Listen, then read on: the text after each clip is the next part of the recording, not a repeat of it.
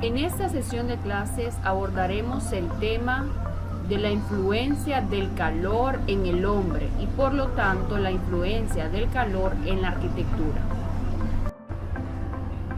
Vamos a pensar en este esquema de edificio, cómo el calor llega dentro del mismo y todo lo que sucede dentro del edificio va a afectar directamente también al hombre. El suelo tiene una temperatura específica y esa temperatura se puede conducir al interior. Lo mismo, la temperatura y todo lo que esté ocurriendo internamente se puede transferir también al terreno, al sitio o a la tierra.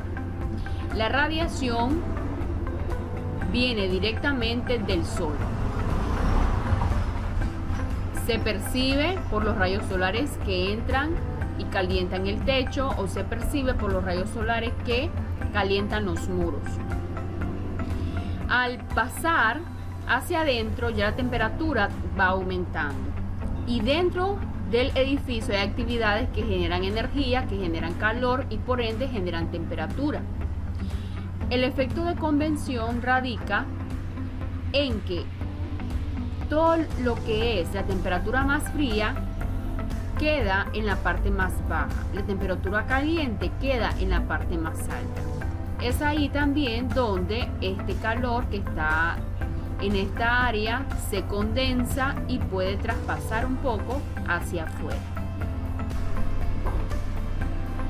El calor es la forma de energía que se manifiesta en combustión y además de esto, a través del calor se pueden efectuar diferentes sucesos como la fusión de los sólidos y la evaporación de los líquidos.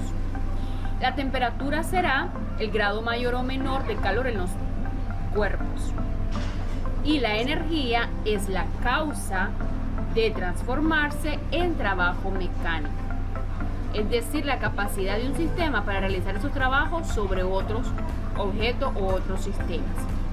El edificio lo vamos a ver como la barrera que va a encerrar un ambiente y que puede mantener ese calor o no. Para que tengamos un confort térmico en un espacio, la temperatura tiene que estar de 22 a 24 grados Celsius. La humedad relativa tiene que ser media, entre 45 y 55%. Y la velocidad del aire, para ser confortable y no tan molestia al ser humano, tiene que tener 1 metro por segundo.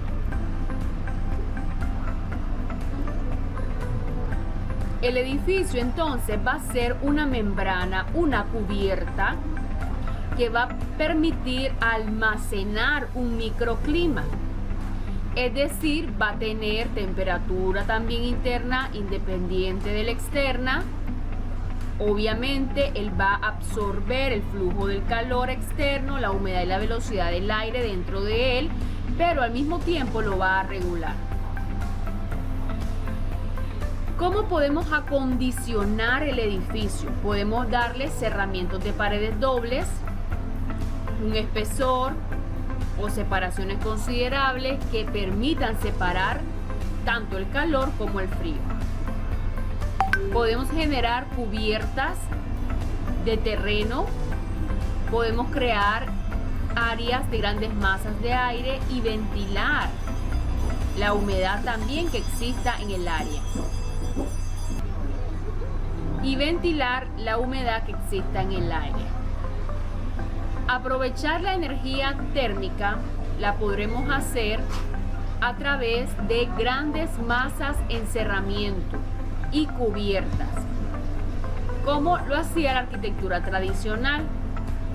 Podemos aprovechar la energía térmica a través de tener contacto directo con el suelo o cuando aislamos el uso de los mismos, o cuando tenemos cuerpos calientes o fríos cercanos también la inercia térmica puede traspasarse.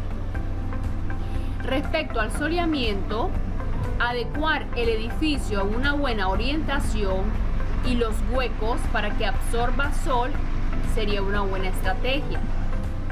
Usar colores adecuados para absorber o reflejar el sol también, para que este esta pintura o este color que tengamos en las superficies de piso no den todavía más percepción de calor.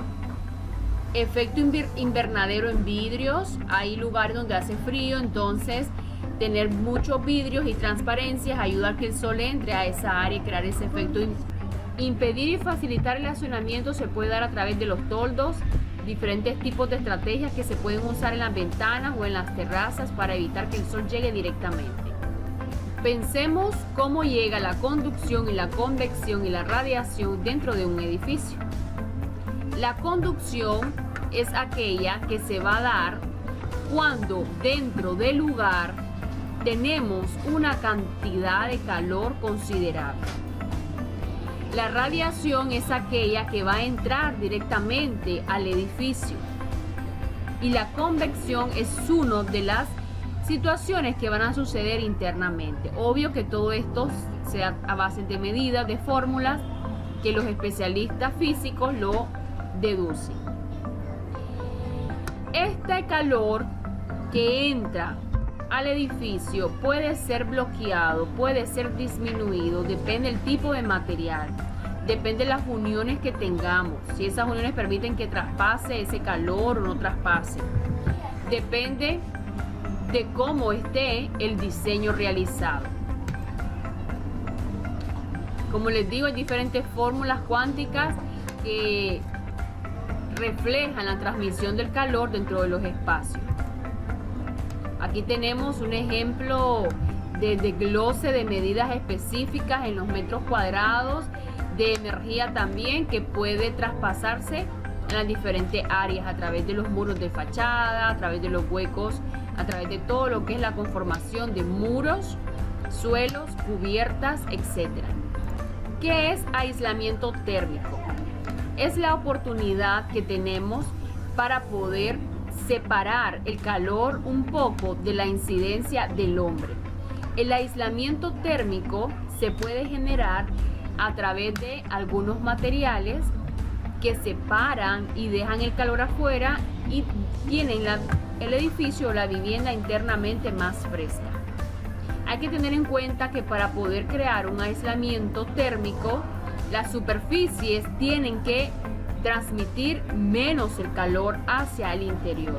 Se hacen cálculos de coeficientes específicos de kilogramos, de kilonewton en cuanto a energía, para que a través de la fachada, cubierta y locales y el terreno se pueda aislar el calor.